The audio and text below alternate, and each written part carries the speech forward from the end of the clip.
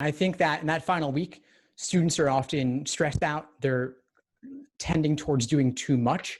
My rule for this in general in those final months is max 2 tests per week, minimum 2 hours reviewing each test. So don't try to cram it all in. I know we both have that cramming tendency, but less is more. You can't memorize this stuff. At that point, you really either know it or you don't. And it's about walking into test day feeling good.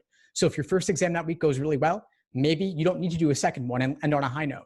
Do a little bit of light review, rest the day before, just walk in and kill it. Mm-hmm. I can't overstate the importance of resting the day before.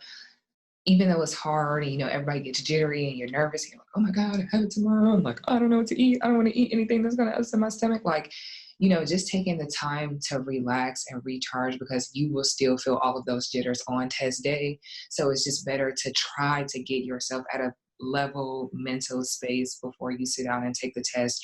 And I think, like myself and a lot of other test takers will find, just in general, that the initial shock will come once you sit down, and then the proctor's like, okay, go, and then your timer starts going. But once you get into it, if you put in the time and the work, like we've mentioned, you will find that you just kind of fall into a rhythm because you know what you're doing and how to do it, and you've practiced it so many times.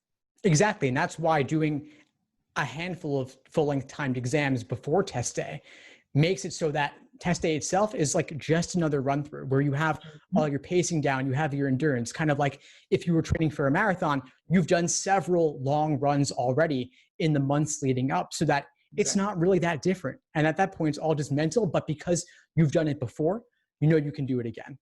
Thanks for tuning into the show. Please subscribe if you haven't done so already to be notified of new episodes as I release them.